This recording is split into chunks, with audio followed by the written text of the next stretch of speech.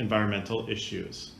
The Federation of World Peace and Love has spent the last 20 years traveling the globe, emphasizing the global citizens' interconnectedness, a message that has never rung truer than in 2020, as our entire biosphere is under assault from COVID-19.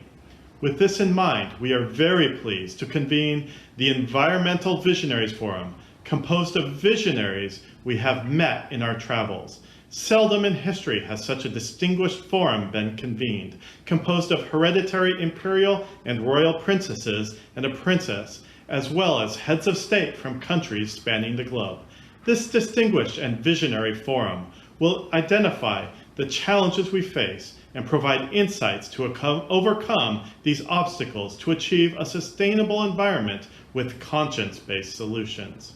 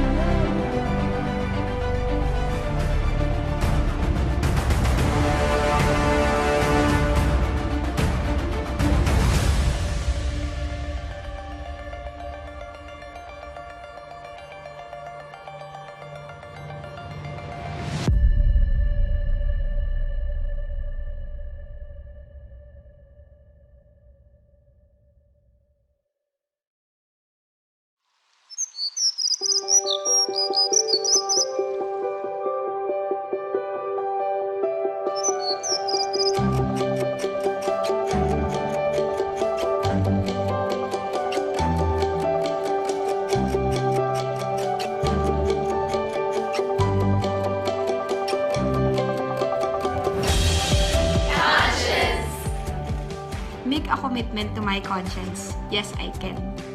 My commitment to my conscience. Yes, I can. さやっぽれ。約束したことは実行していきたいです。We can change the world if we apply our conscience. It's time that people like you and I go deep within ourselves and become fully aligned with the voice of conscience. Wassalamu alaikum wa rahmatullahi wa barakatuh. Your decisions make you the person you are today, so your conscience is the one who decides which is good and right and what you should do and should not do. No meu dia a dia, fazer tudo com consciência, para que tenha menos impacto na natureza. Together we can change the world.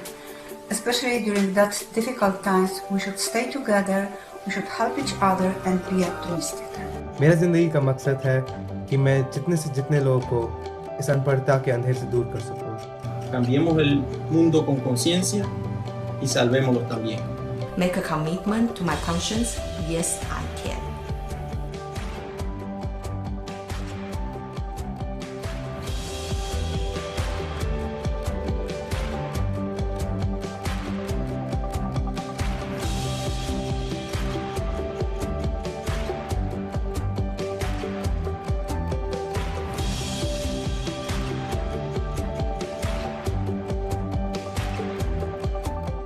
Change the world with conscience. Mundo com consciência. Hagamos este mundo el mundo que todos soñamos, ¿verdad? Cambiemos el mundo con conciencia. Gracias.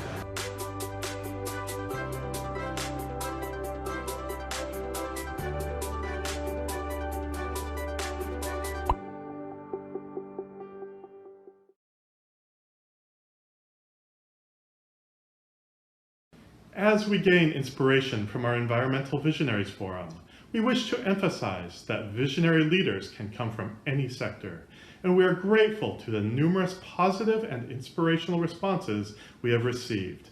With this in mind, we would like to share some of the many submissions from world citizens that we've received in support of today's forum.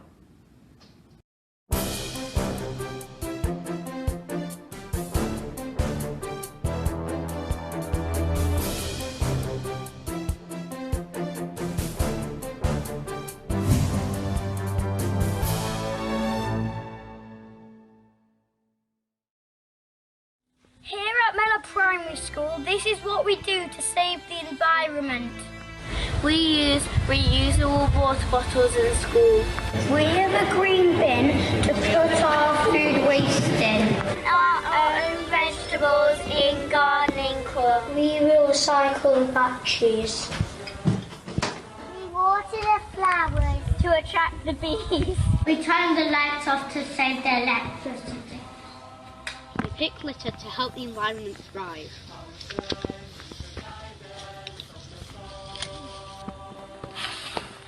I bike to school to stop pollution. Tap off the save water. We recycle our waste paper. We plant trees to save the environment. Our school uses solar panels to get electricity. What do you do to help the environment? Take responsibility. Be an advocate of a better environment. Every single person just did 1 or 2 plastic consumption changes, we could begin to reduce this gargantuan amount of plastic waste. We need to ensure people practice a circular economy. Participating in government policy formulation and implementation, planting of more than 500,000 trees in schools, churches, homes, gazetted forests, among other related activities. What we need is a positive approach to ecology, loving the nature, being in communion with the nature, but we also need a positive approach to spiritual ecology.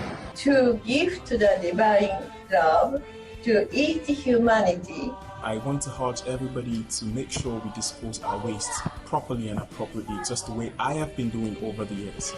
COVID-19 has created a scenario where we can see the natural cleansing as we pollute it less by this lockdown. The air we breathe is more cleaner, so can we learn from this? Save nature, save life. There is need for us as human beings to use our mind, our consciences, to be able to protect this environment. Let us be conscious to avoid more disaster. It is important to protect the environment for generations to come, to live in harmony with nature. Conscience breeds peace. You can't achieve peace without conscience. We all have a role to play in protecting our entire planet. Without no trees, stop cutting down the trees, that's what I need to say. But without no trees, no oxygen, the whole world will be a desert. We won't live. We hope the message will be one of unity, coming together, and for how each one of us as individuals can make our own small little difference for the planet. We should become one, the human family, living in harmony with nature. Environment is a general belonging. It belongs to everybody and it answers the proper functioning of the ecosystem. We must respect all life that exists on our planet. It is our collective duty to sustain the ecosystem with the help of each and every individual.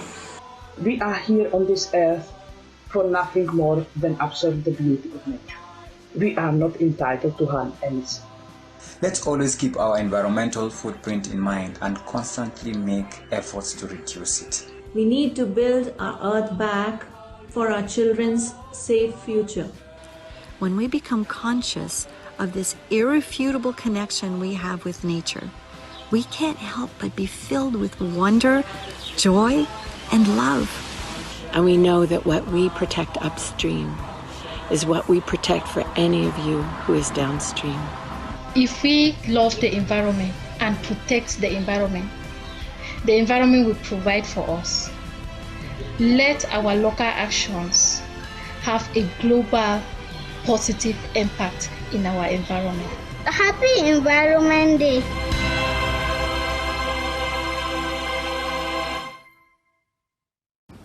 We are pleased to welcome remarks from the visionary Dr. Hong Daozi, President of the Federation of World Peace and Love.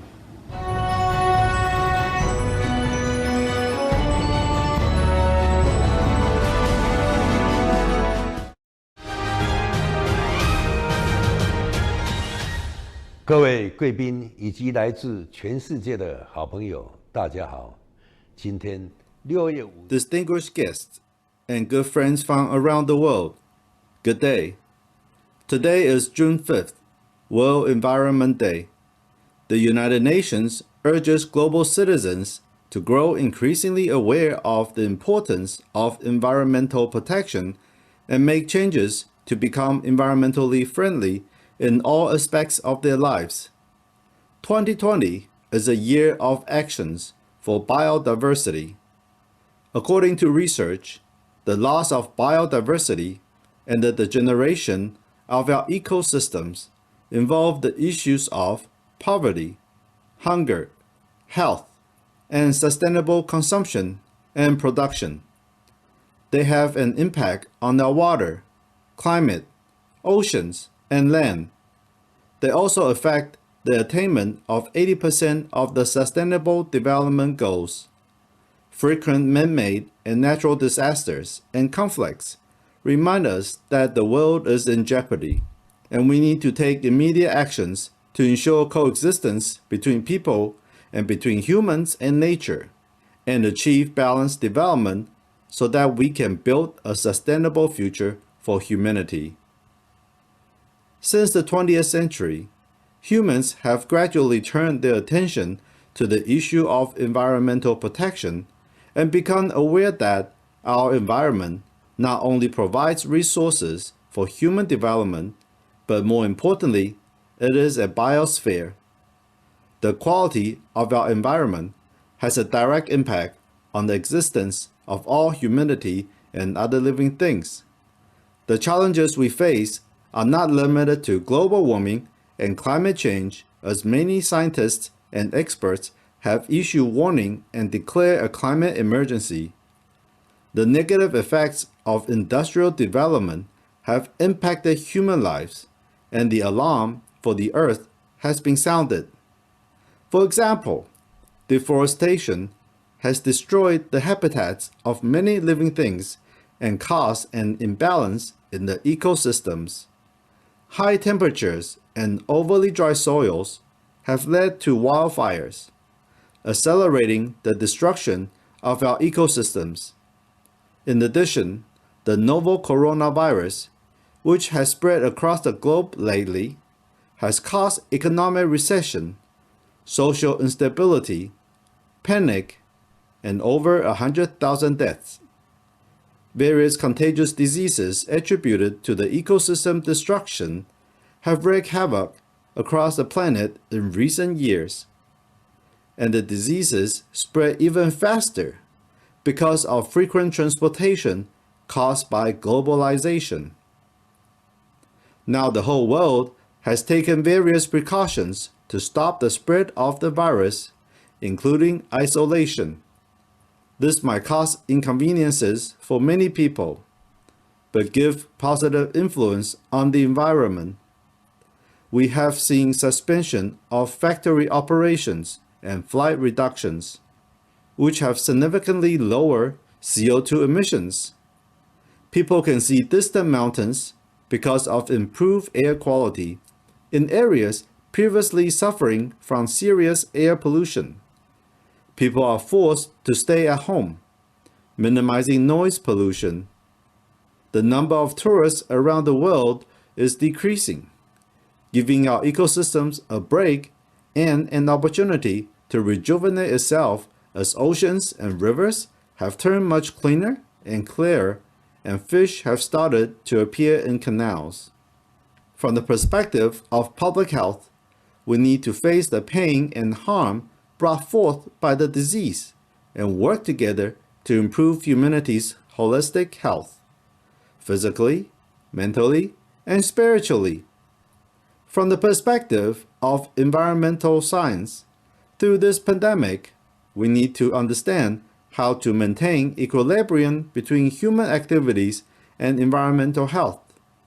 When we let go of excessive desires and avoid unnecessary demands on natural resources, the earth can get a break. And this outbreak also enables us to contemplate over questions like, what messages and experiences do we get from this pandemic? How shall we coexist and thrive with nature? Incorporating environmental protection into human development is an ongoing endeavor. This pandemic reminds humans to reflect on our actions and plan for the future. The function of the heart is boundless. Our thoughts shape our current and future world. Conscience is essential for our internal environment, and unity is crucial for our external environment. With conscience, we can work together, help one another, jointly fight the virus, and enhance global citizens' well-being. As this year's World Environment Day coincides with the raging COVID-19 outbreak, it becomes even more evident that it is imperative for humans to take conscience-driven actions. When our heart have realized something profound, we won't focus our attention only on the immediate benefits. Conscience will guide us to tell right from wrong and make the right decisions. With conscience, we will put public interest before our own, and we will humbly move forward, honoring Mother Nature, which nurtures all humanity. With conscience, we will become wiser and strike a balance between economic development and environmental protection, which are intricately related and mutually affecting each other. With conscience, we will be able to learn from good examples and make the right decisions. Let's treat our environment and all living things with kindness and promote the awakening of conscience in global citizens. Let's inspire everyone to change the world with conscience. Let's consolidate people's kind intentions to stimulate changes, allowing positive energy to spread across the planet so that the world will become stable again. Let's protect ourselves and help others to conquer the pandemic and settle conflicts around the world as we foster world peace, social stability, and environmental sustainability with love and conscience. Thank you all. President of the Federation of World Peace and Love, Dr. Hong Daozi, June 5th, 2020. We are pleased to welcome remarks by the visionary Honorable Reverend Dr. Pohiva Tui Onatoa, Prime Minister of Tonga.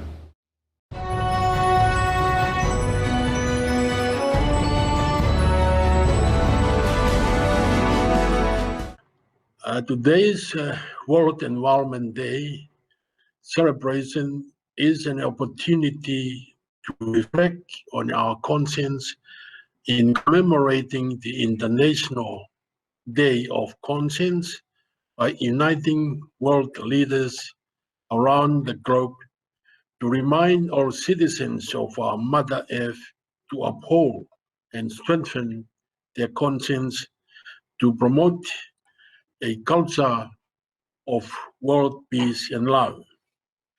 The call for respecting the diversity of culture, ethnicity, language, religion, gender throughout the world should also be extended to respecting biodiversity.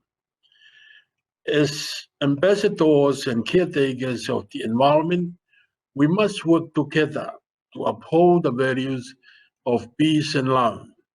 There are, after all, fruits of the Spirit that the Bible tells us to advocate and encourage within our families, neighbors, and our wider communities.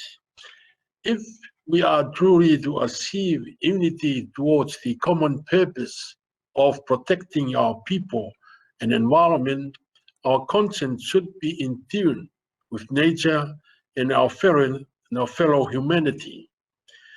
In light of the COVID-19 world pandemic crisis, there have been positive reports on the recovery of certain species and habitats around the world. Sighting of rare and endangered species have brought about hope for our recovering world.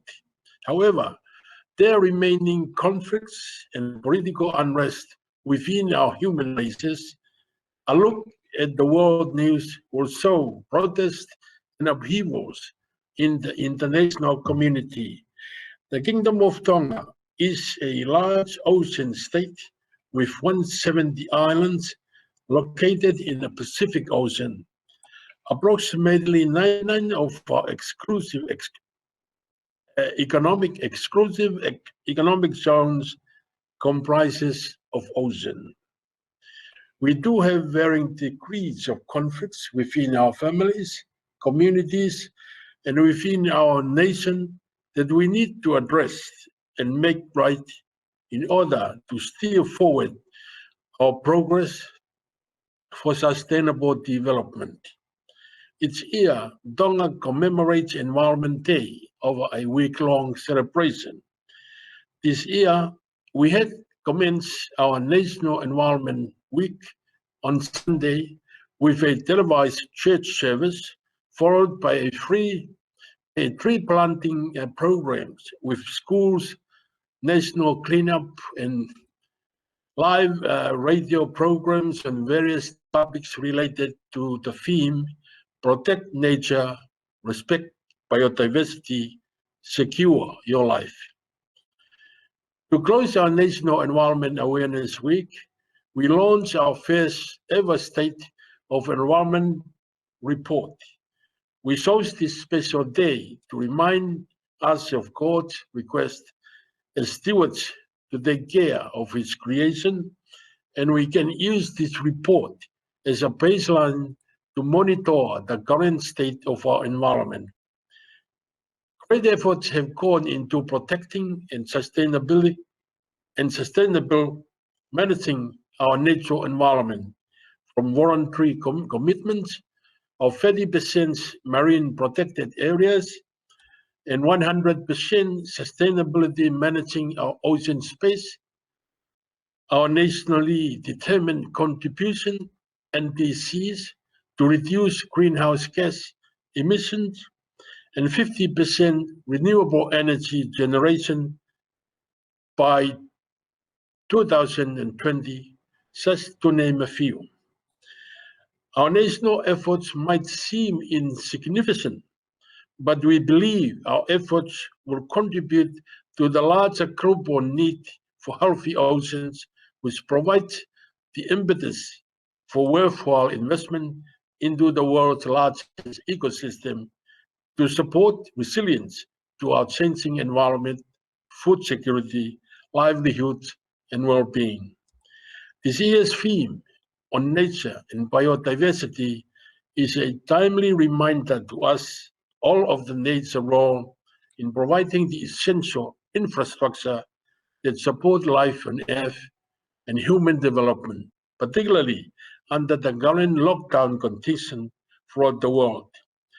There is no doubt that the environment and human health are interlinked, and looking after nature will have immense benefits to our well-being and our future survival. As the President of the Federation of World Peace and Love, Dr. Tong Xiaoqi, calls for united hearts and conscience to overcome the challenges of the COVID pandemic, Tonga wishes to echo the sentiments of the esteemed President and recognizes that it is more crucial now than ever to embrace our diversity and showing our strength to overcome our weaknesses to this pandemic and the ensuing challenges for environmental protection.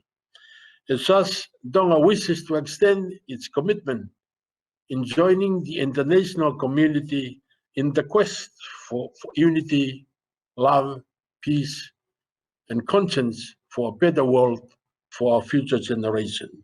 Malo Pito, thank you.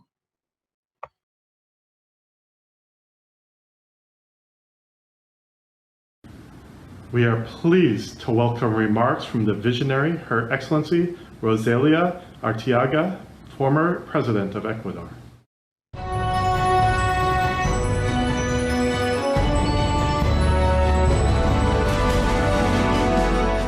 Hello, my friends of FOPAL. My name is Rosalia Arteaga. I am from Ecuador, former president of this wonderful country. And I want to share with you that I will be part of the celebration of the Environmental Day. And I will focus the attention about what education can do in environmental issues, because we know that the behaviors of the people, that the bad habits that we had destroy the environment, destroy the earth, destroy the reserves of water or good quality of air that we have.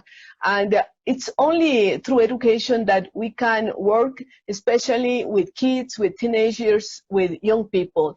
The only way to modify the habits is with education. And I will put all the efforts like I'm doing with young people and with teachers, working on educational values. One of the most important values is to be responsible about what's happened on the earth.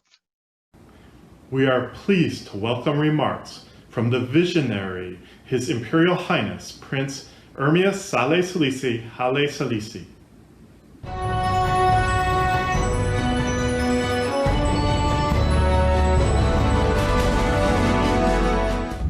My name is Prince Ermias Saleh Salisi, and I'm the grandson of the late Emperor Haile Selassie of Ethiopia. I would like to thank my friend Philip Bond for having organized this distinguished panel today. And I believe in all the messages we can find a certain level of consciousness and sustainability for future generation. As a father, I am always concerned about the future generation and the generation after them. So the question is about sustainability and accountability. In our nation of Ethiopia, where half the population is under the age of 15, this becomes even more of a concern, because this is about the future and what our role in it is supposed to reflect.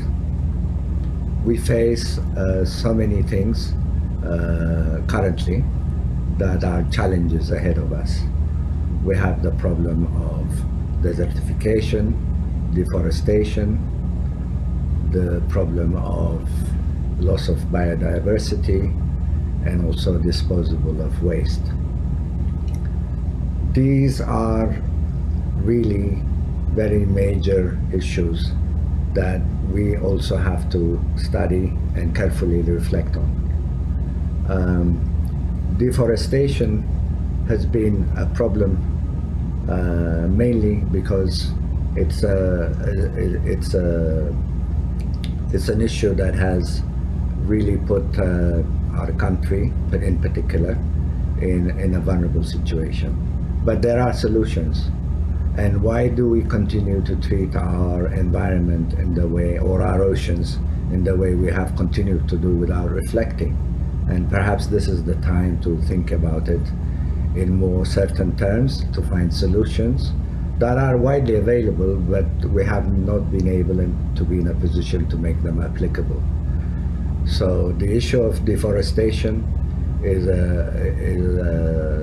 something that has solutions, and we need to implement it. The problem of deforestation is a problem that I think we are tackling, and in particular the reformist government of Prime Minister Abiy Ahmed in Ethiopia has been at the forefront of planting trees and to curb this existing problem.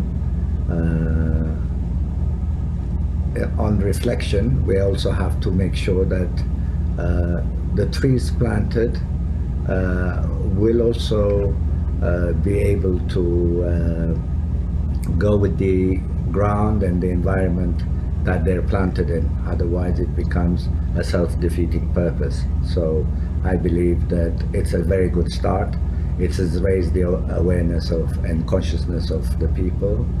It has facilitated the participation of people and the civil servants, and I think that this is a very good start. On the issue of biodiversity, Ethiopia has been very blessed with a tremendous amount of biodiversity, and I think can contribute a great amount of contribution to the environment. In terms of waste disposal, unfortunately, a majority of our people still suffer for the lack of clean water, which has been a major issue in Ethiopia. Not only has it wasted our labor force, but has also been a contributor in large part to major diseases that are preventable. And in this day and age that we face, these are things that we can confront collectively. So, by and large, what I feel is that we have in our world the tools at hand to confront existing problems.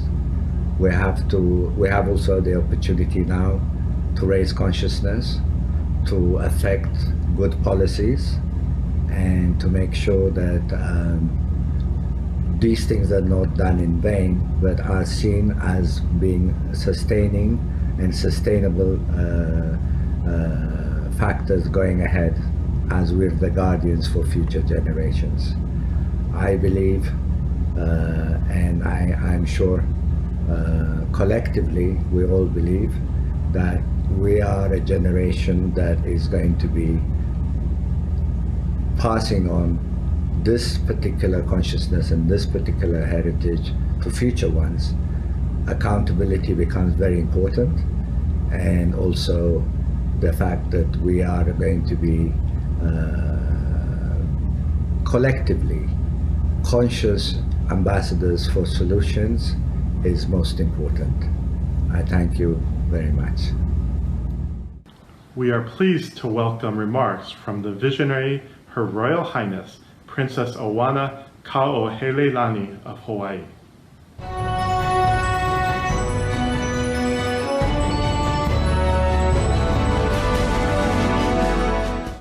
Ano'ai Ya'oko. I'd like to acknowledge my friend, Mr. Bond, for again inviting me to be with you this day. On a day like today, in the world that we find ourselves navigating, what matters? What matters? Who are we to one another? And what are we feeling in this moment? When does humanity arrive? Where do we begin?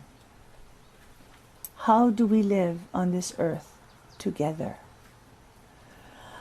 I've heard the concern for our Mother Earth, for the water, the environment, cries from millions. Save the whales, save the seals, save the turtles, save the ocean, save the planet. Who saves us? Leadership, policy, and governance appear painfully focused on the economy, rebooting global corporate extractive economies, oblivious of the unprecedented environmental recovery occurring along our shores, our rivers, our valleys, and the very air that we breathe. Clean Air Act, Clean Water Act, laws enacted, laws retracted, truth redacted. Why on earth must we create laws to act with compassion and empathy, and above all, with respect?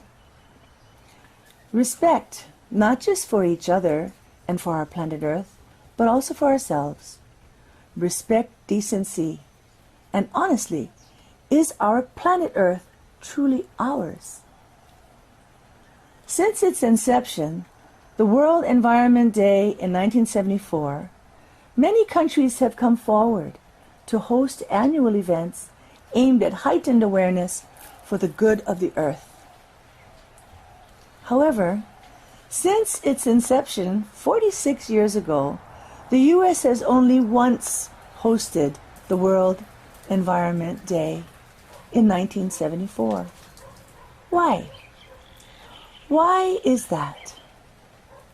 As a leader and as a leading first global world beneficiary of corporate opportunism, shouldn't there be a better performance and demonstration of care?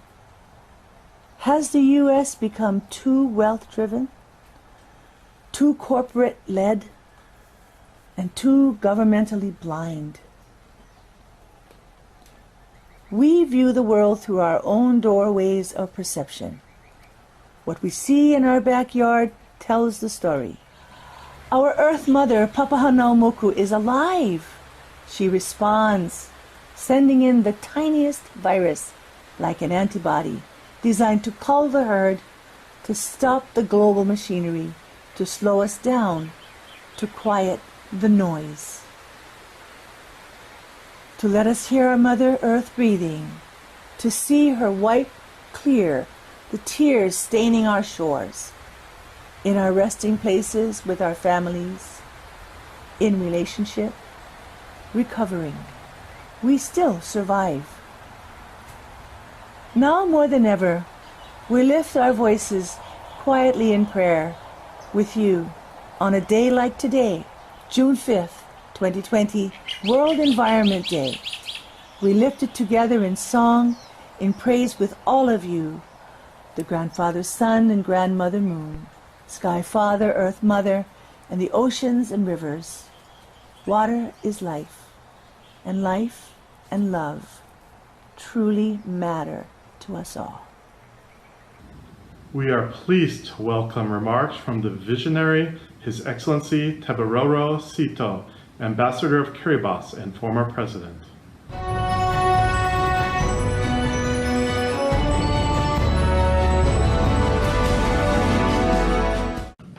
On this World Environment Day, I greet you all, my beloved brothers and sisters, and wish you a happy World Environment Day.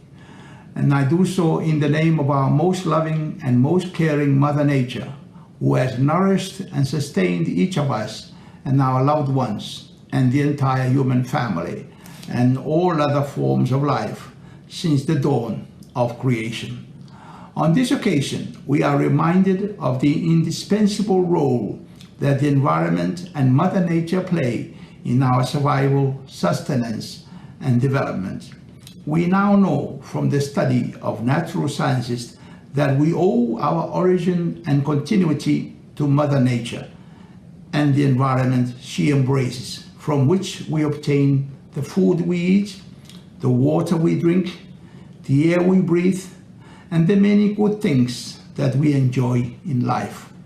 We also know from the study of the social sciences that as social beings, our happiness and well-being depends on the quality of the social and cultural environments in which we are born and bred, in the homes and families and the neighborhood in which we were raised, the schools we attended, the faiths we belong to, the clubs we join, and the society we live in.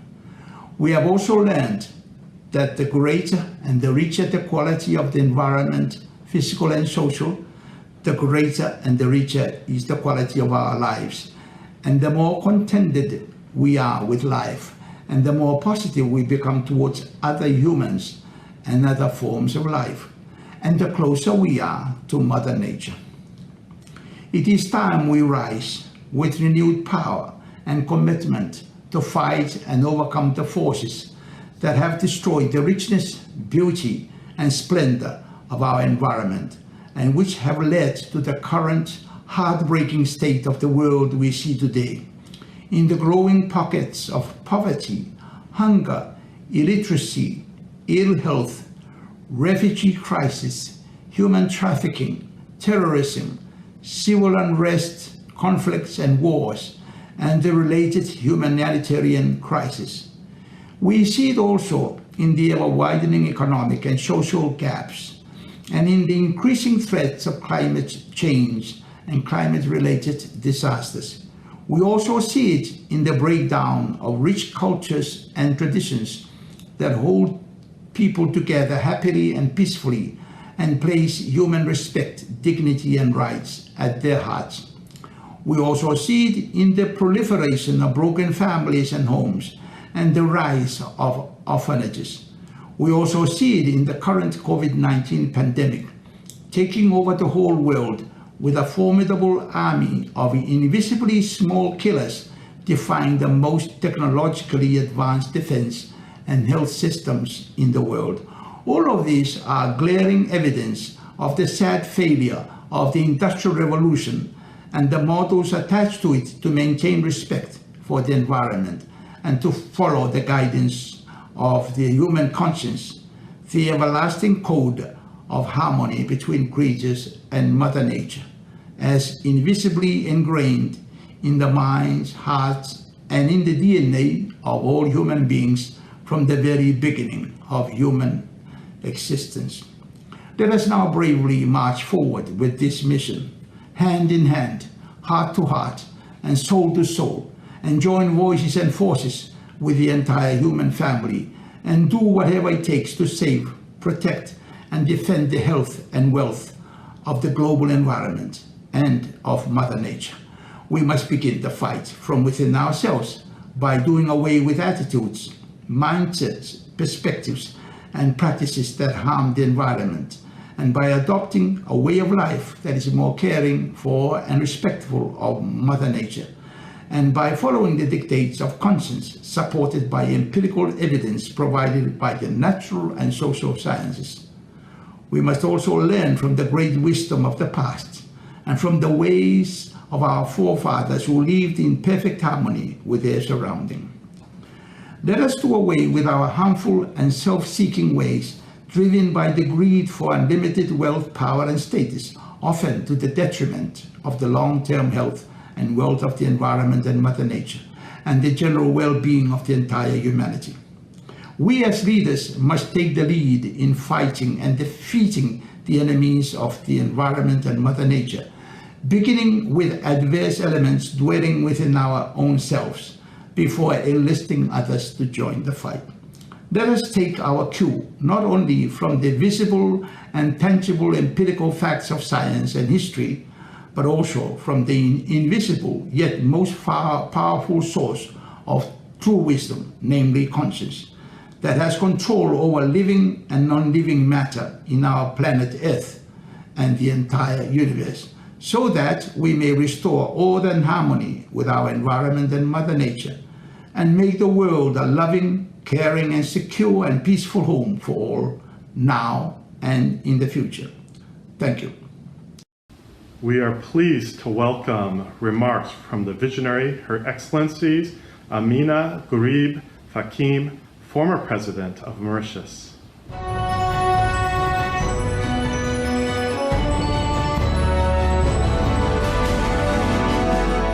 Ladies and gentlemen, on February 19, 2019, the Federation of World Peace and Love, FAWPAL, launched the Global Declaration of the International Day of Conscience at the UN headquarters in New York. The declaration has now been translated into 41 languages and endorsed by people in 185 nations. This endorsement has already translated into a willingness to act and do things differently. When COVID struck, we finally realized and appreciated our interconnectedness to each and every species living on this planet, and how each one of them is important for the functioning of the ecosystem that sustain our livelihoods. Our common and sustainable future will hinge upon conscious-driven actions, how we take wise actions, exert positive influences in our societies, and enhance local, global cooperation and solidarity. Conscious-driven actions will ensure that our air remains pure through reduction of greenhouse gas emission. By doing so, we protect each other from all the ills of a changing climate. Conscious-driven action will also prevent us from further destroying our forests, safeguard our biodiversity, and give us cleaner oceans and waterways. As a human race, let us go back to what we stand for on this planet. Relive our values through giving and sharing, and move away from the fast-paced daily lives which had defined all of us before COVID struck. Just like all positive actions, it starts with each of us. If we all make the pledge of conscience-driven actions, we will finally deliver on the UN Sustainable Development Goals and the ideals of leaving no one behind. The anthropologist Margaret Mead once said, and I quote, "Never doubt that a small group of thoughtful, committed citizens can change the world. Indeed, it's the only thing that has ever has." Thank you for your attention. The challenges and insights that have been presented so far are profound and give us much to reflect on. As we do so, we may also consider how fortunate we are for the past efforts to preserve our environment by prior generations, and what environment we will leave to future generations. This notion is encapsulated by the song "I'm Alive" by Flight Lieutenant Harriet Tadakanda of the British Royal Air Force and One Voice. Please enjoy.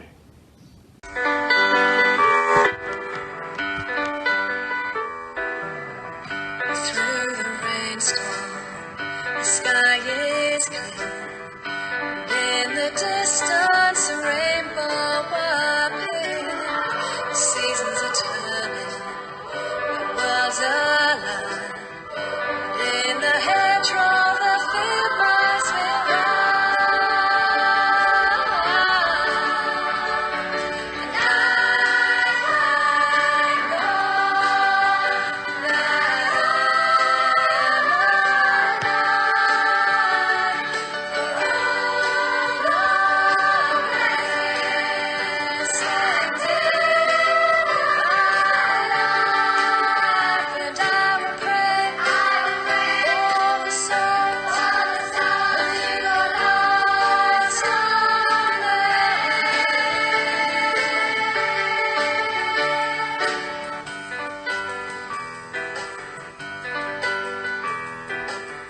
the sun is shining, the swallows return, and all the birds and the bees start to stir.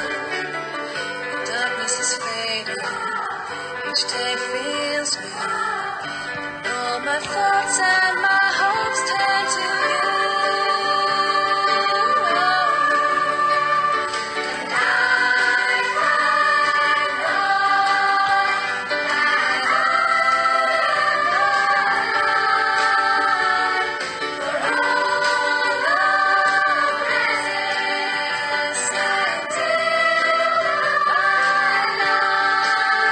And I will pray for the soul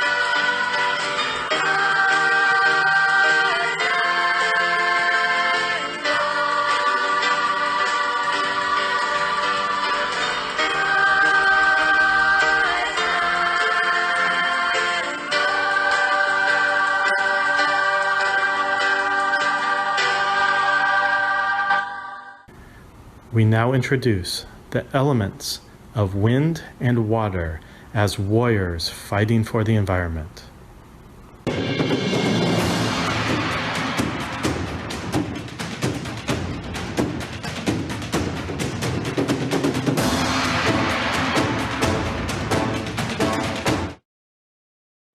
We have traveled to the 21st century for a while now, and the current outbreak of the new coronavirus is still spreading continuously. It's troubling. That is unfortunate. However, on the bright side, due to the reduction of human activity during this pandemic, the Earth finally gets a chance to breathe. Hey! I found that the United Nations has set up a lot of commemorative days for the sustainable development of the Earth, like World Environment Day on June 5th. It gives a message, there's only one Earth. It calls on people all over the world to raise awareness of environmental protection, to take actions, unite everyone's strength, and to protect the sustainable development of the Earth. Yes, and don't forget, there is also the inner environment, which is our conscience. We should routinely reflect on ourselves and listen to the voice of our conscience. It will help us find the serenity we need to gain wisdom, which can help others and ourselves to do the right thing. With the unity of both environment, we can truly protect the world. You're right! Conscience is not only the key to fighting the virus, but also the antidote for the sustainable development of the environment and humans. This is why the United Nations has designated April 5th as the International Day of Conscience to promote peace, inclusion, tolerance, understanding, and solidarity. Wow, look at this! The Declaration of the International Day of Conscience has already been translated into 53 languages, and people from 186 countries have already signed it. Let's respond together! Of course! Other than signing up ourselves, we can also invite our friends and families to endorse together. After all, unity brings strength. With everyone's conscience awoken, people can gain wisdom to do the right thing. Once we achieve global solidarity, we can survive the pandemic safely and avoid both natural and man-made disasters in the future. I wish everyone can be conscientious, let go of prejudice, achieve global solidarity, help to cooperate with one another, and share resources. This way, we can get through the pandemic together. I wish for the awakening of everyone's conscience. During this pause in the world, I hope we are able to humbly reflect on ourselves and use the wisdom of yin and yang balance to restart the era of conscience with love and peace.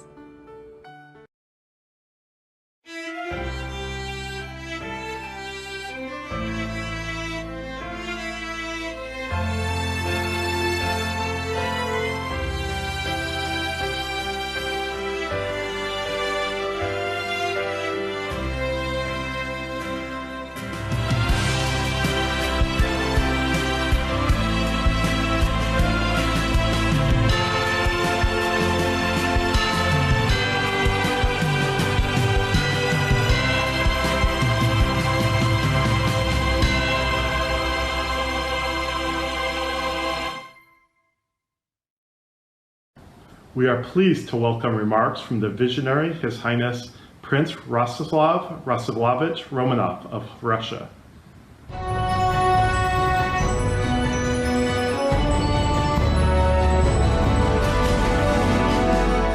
Good afternoon. My name is Prince Rostislav Romanov. I'm here on this very important day on the 5th of June to talk about the World Environment Day. It's a great honor to be here, and I want to share my thoughts and feelings about this day and how the environment plays a special role in my life. I am a trained landscape painter, and I have been painting landscapes since I was 16 years old. And being out painting landscape has given me great solace and comfort. But also I have noticed throughout my whole artistic career how the environment has changed rapidly from when I was 16 to now, to the modern day. I used to be a painter of sunsets and sunrises and beauty and colour, but I'm now more drawn to the destructive powers of the storms that we are having at infrequent times of the year where we shouldn't be, and it's really concerning me and my mental health how these storms are getting more powerful every year and more destructive every year around the world. I've realized that I want to make my garden something beautiful, where I could come in and be inspired by the colors. I'm not planting plants just because of plants. I'm go to my local nursery to support my local community, and I look at the plants and I look at the colors that they produce and how they affect the insects, wildlife around it, and I use it like I use my colors in my paints to create a canvas or an art piece. But being here, seeing the plants around me grow slowly and nurturing them to fulfill their potential and to make them grow stronger and to create new flowers and life has really affected me mentally that I never thought would.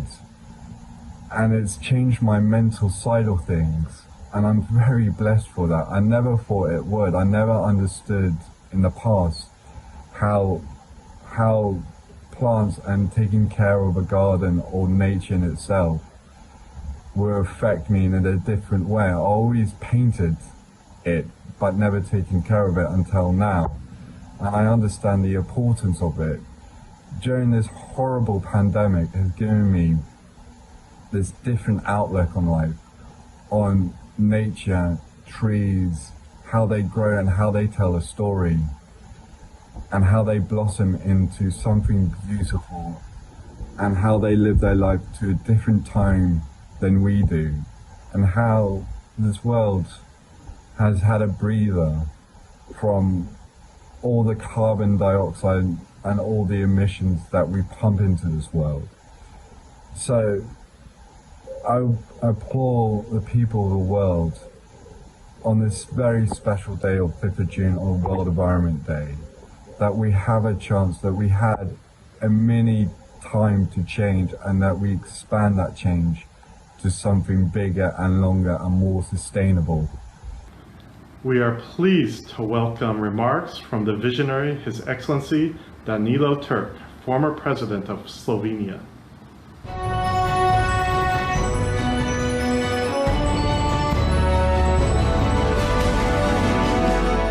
This year, we are celebrating the World Environment Day at the time of great stress. And we have a very good focus, the focus on biodiversity. I wish to congratulate the government of Colombia for the initiative, the country of mega diversity, where biodiversity is an important feature of the country as a whole.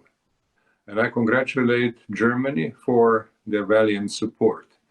And obviously, United Nations is always giving priority focus to environmental issues and to biodiversity. Biodiversity has always been with human race. Actually, we are very much part of the biodiversity of our planet, and our survival depends on biodiversity. We are not always aware of that, and very often we link biodiversity mostly with the most sophisticated aspects of that. For example, with a variety of new medicines which are being developed with the use of plants and animals from different parts of the world. And there are many countries in this world where production of medicine based on biodiversity has both long tradition and has been a very important part of development. But today we have to worry. We have to worry about the balance of our habitat, and we have to worry about the increasing stress. Now, that stress on biodiversity has been increasing for a long time, and it is linked to such phenomena like urbanization, deforestation, desertification. All these phenomena which have been taking place for a long time has affected biodiversity. Most recently, global biodiversity has been very adversely affected by the intensified global warming. This has added intensity to stress against biodiversity and created a host of new problems. Just think about the fires that we have witnessed in various parts of the world in the past month, the past year actually, in Australia, in Brazil, in the Congo area in Africa, and in Siberia in northern parts of Asia. All these fires can be described as natural phenomena, but they are not without link to our behavior. And most importantly, and something that has to be in the focus today, is that they have very badly affected biodiversity in those areas. So working and acting against global warming is also acting in favor of biodiversity. We must be concerned about the regular loss of species of which we are informed from time to time. We have to be aware of that, and we have to use the instruments that exist in the world already much better than we do at present. We have to remember that in 1992, the UN hosted the conference in Rio de Janeiro, which among their two main achievements included the Convention on Biodiversity. And as a result of the Biodiversity Convention, a host of new forms of cooperation, some very technical and others much more related to the public perception, have been developed. We have to look at the achievements so far and the problems that need to be addressed.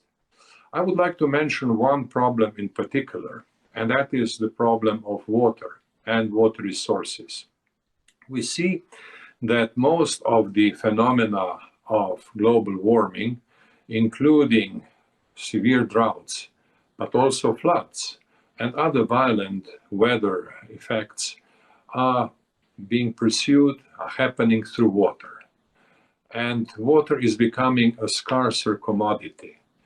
Now, most importantly, in the future, we shall have more and more need for water. The growing population of the world and the growing need for water resources to generate energy, to help agriculture, will intensify.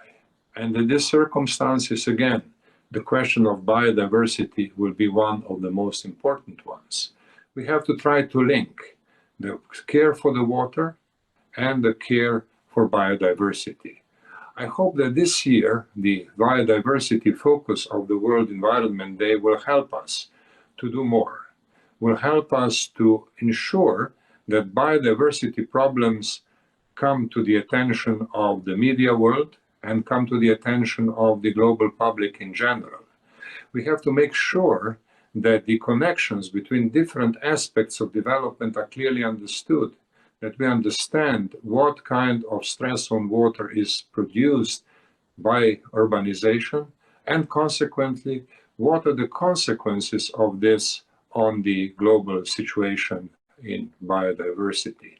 We also have to understand the pandemics such as COVID-19 today are not without connection to our changing modes of life and to the fact that urbanization is taking more and more out of natural habitat, and that as a result, the viruses which have been only linked to certain animals in the past are becoming more frequently transmitted to humans. This too has to do with biodiversity. So the world has many reasons to pay particular attention to biodiversity at this point in time.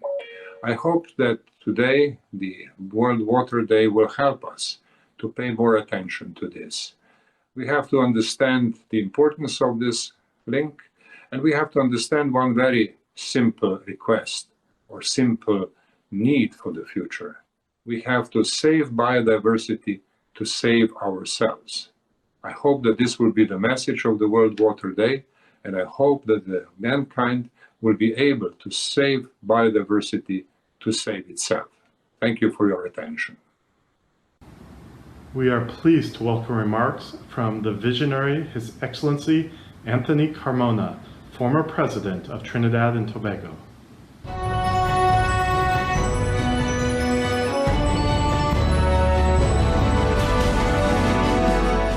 Your Excellencies, distinguished ladies and gentlemen, World Environment Day affords us the opportunity to inform and educate, mobilize political and institutional will, take stock of our achievements, not sitting on our laurels, and more importantly, recognize what must be done today and not tomorrow to save planet Earth.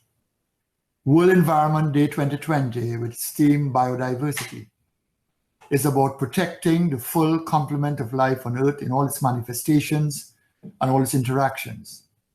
Biodiversity impacts every aspect of human health as it provides clean air, water, food, sources of medicine, and natural disease resistance, and climate change mitigation. Deforestation, habitat loss, exploitation, unsustainable agricultural practices, and climate change have pushed Mother Nature beyond the limit. The United Nations estimates that it will take 1.6 Earth to meet the demands that humans make of nature each year. If currently sustained, we are on the verge of our food and health systems collapsing. The COVID-19 pandemic has given us a respite, a cause for pause, to critically assess this current exploitative path of mankind. World Environmental Day 2020 is in sync with the 17 United Nations Sustainable Development Goals, the 2030 Global Agenda, particularly Goal 11, Sustainable Cities and Communities, Goal 12, Responsible Consumption and Production, Goal 13, Climate Action, Goal 14, Life Before Water, Goal 15, Life on Land. Further, Article 13 of the Convention on Biological Diversity mandates its 196 signatories to A, promote and encourage understanding of the importance of and the measures required for the conservation of biological diversity, as well as its propagation through media and the inclusion of these topics in educational programs. Dr. Hong and the Federation of World Peace and Love, FOPAL, must be commended for this enlightening forum, giving credence to Article 13. It is a tough fight, and the realities are stark. On the 11th of February 2020, the BBC reported, and I quote, up to 1/5 of the Amazon rainforest is emitting more CO2 than it absorbs.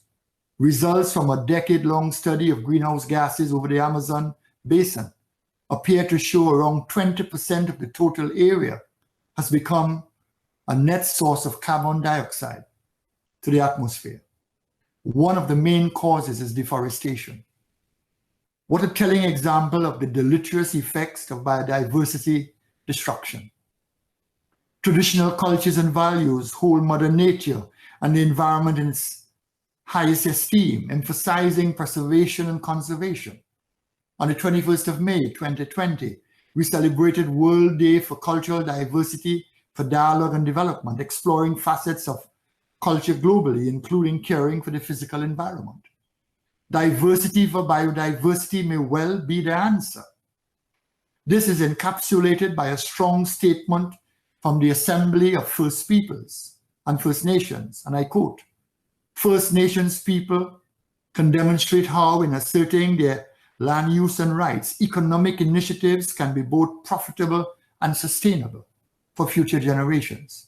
This knowledge can be shared with industry for the betterment and survival of all peoples, end of quote. There exists in the world some 8 million plants and animal species. Only a fraction has been databased in research. With research, development, and experimentation of these various species, remedies for our global health afflictions may well be found. In Trinidad and Tobago, we have the Point-a-Pierre Wildfowl Trust, contributing in great measure to the protection of biodiversity. The 50-odd-year-old Point-a-Pierre Wildfowl Trust, the second oldest in the world, has been engaged in pioneering work on wildlife conservation, replenishing different animal species at the trust, including our scarlet ibis, the black-bellied whistling tree duck, wild muscovies, and the blue and gold macaws, decimated in part by virulent pollution. Regrettably, it is no longer about protecting man from beast, but rather protecting beast from man. The trust opens its doors daily to our future leaders in the form of preschool, secondary, and primary school children. Teachers and professors make the Wildfowl Trust the biology and environmental class where school-based assessments are conducted, thus nurturing present and future champions of our environment. The environmentally conscious and informed student of today will be the policy maker of tomorrow. This model can be replicated by countries all over the world. Our schools have also pioneered with Carbon Zero Institute of Trinidad and Tobago, an environmental NGO of which I am the patron, pledging to protect the environment by actualizing the following objectives. 1, achieving carbon neutral status. 2, taking the lead in creating awareness and promoting reduction in greenhouse gases. 3, writing the manual of sustainable living in the Caribbean region. And 4, fostering the next generation of leaders to battle climate change and pollution. During my presidency, my wife and I launched school-based initiatives to encourage the planting of more fruit and moringa trees on the president grounds and throughout my country. The moringa tree is a useful tool in the prevention of climate change and global warming. The rate of absorption of or assimilation of carbon dioxide by the moringa tree is 20 times higher than that of general vegetation and 50 times higher when compared to the Japanese cedar tree. I am convinced that these child advocates will become adult advocates who will contribute sustainably to our biodiversity and an environment in the future. Young people are demanding more of their leaders. I am reminding of the telling statement made by the United Nations Secretary General Antonio Guterres in September 2019 at the Climate Change Summit in New York. He stated, and I quote, "The ticket to enter the Climate Change Summit was not a beautiful speech, but a concrete plan of action," end of quote. Confrontational advocacy is now becoming the norm because those holding the reins of power are simply not listening or adhering to the legitimate and well-grounded concerns of scientists and the cognoscenti on climate change and biodiversity. The classrooms of the world are boiling with militancy because children today and generations tomorrow stand the most to lose when human development is being outstripped by economic systems insensitive and indifferent to the fundamentals of environmental protection and conservation. If we are serious about economic sustainability, features of ecotourism can provide exactly that. There is more money to be made in keeping our wildlife and animals alive than selling them dead. I have seen the Kenyan model as a work where poachers are reformed to become saviors of biodiversity through retraining with year-round viable jobs. Nations of the world must utilize World Environmental Day to assess where they are in the queue in the fight against climate change and the destruction of our biodiversity. Are we honestly satisfied by what we are doing individually and collectively?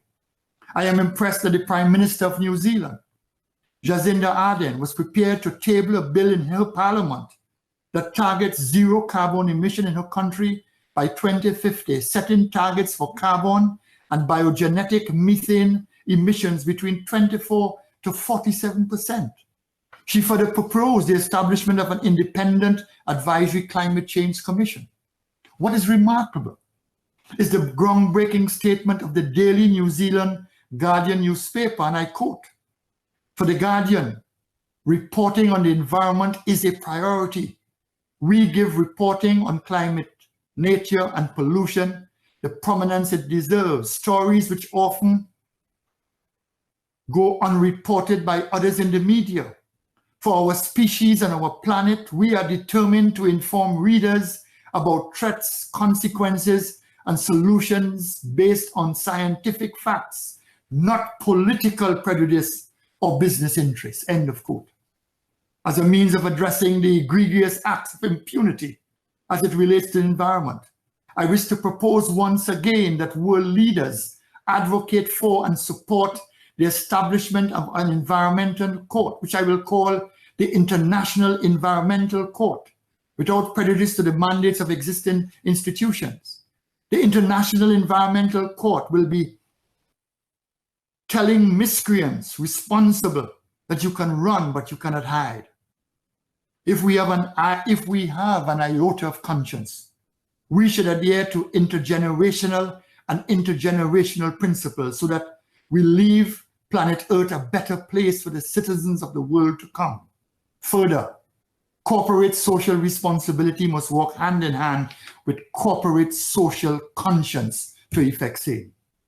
Finally, I always tell people to effect transformational change, I will keep banging my head against the walls of indifference, apathy, and intransigence. But you know what? My head will not crack, the walls will. So great is my belief in fighting and defending the just and honorable cause of protecting our environment, in safeguarding our biodiversity, and in bringing global awareness to the ravages of climate change. I thank you, ladies and gentlemen. We are pleased to welcome remarks from the visionary His Royal Highness Prince Michel of Yugoslavia.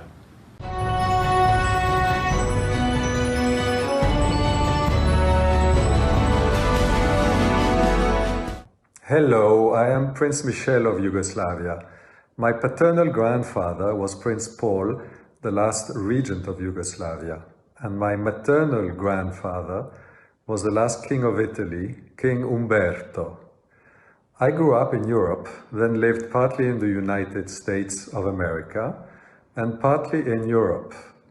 I am delighted to support the World Environment Day, which is celebrated today, June 5th, 2020. I am passionate about the environment and photography.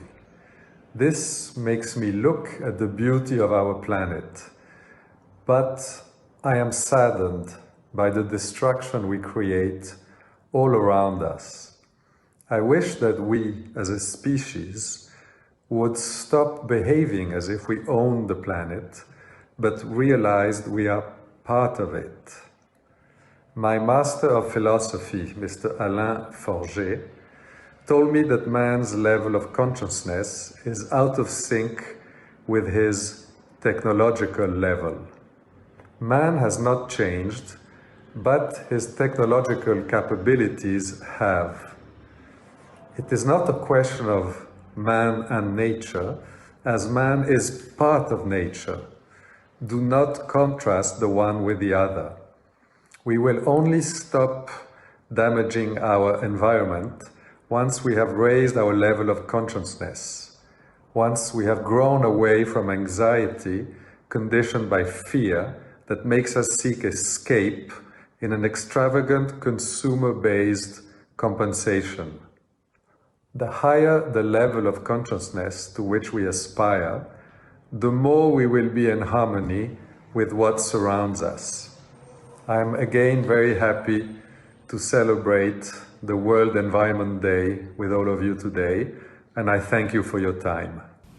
On behalf of the Federation of World Peace and Love, we wish to express our profound appreciation to His Imperial Highness Prince Ermias and the distinguished visionaries who have joined us for today's forum.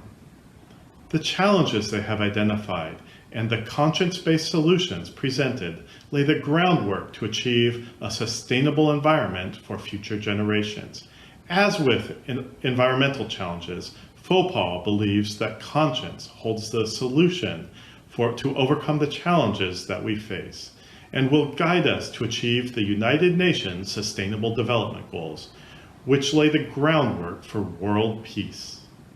We thank all of our friends who have been with us along the way to realize our shared vision for a world of peace with love and conscience. We hope you will join us on July 25th as we celebrate the one-year anniversary since the United Nations designated April 5th as the International Day of Conscience. We look forward to celebrating this transformational day with you. See you then.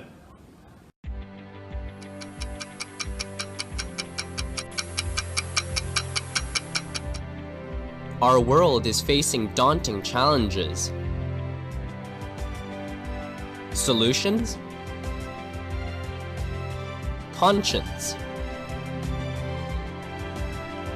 From promoting a culture of peace with love and conscience.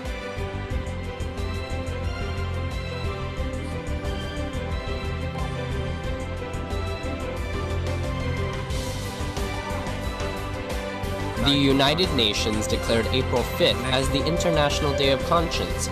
The day of 5th April, from now on, provides an opportunity for the international community to promote peace, tolerance, inclusion, understanding, and solidarity in order to build a sustainable world of peace, solidarity, and harmony.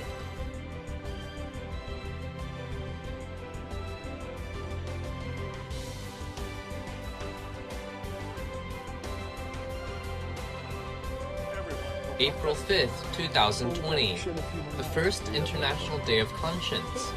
Over 30,000 people joined the online observance. The world is facing the biggest challenge since World War II. We need the power of conscience now, more than ever, to protect the environment and safeguard humanity. Together, we can change the world with conscience.